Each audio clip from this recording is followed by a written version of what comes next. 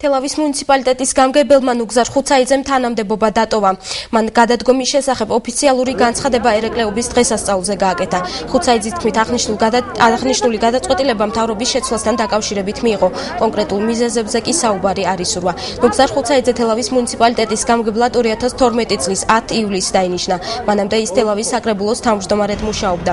საკადრო ცვლილებები რამდენიმე დღეა რეგიონის მასშტაბით გრძელდება. თანამდებობიდან გადადგა ახმეტის მუნიციპალიტეტის საკრებულოს თავმჯდომარე ალექსანდრე მაილაშვილი.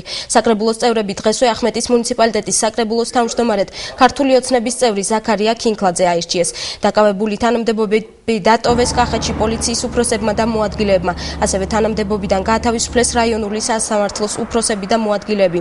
ადგილობრივ მედიაში გავრცელებული ინფორმაციით შესაძლოა კახეთის გუბერნატორის პოსტი ლაგოდეხის ყოფილმა მაჟორიტარი დეპუტატობის კანდიდატმა ლუკა კურტანიძემ დაიკავოს.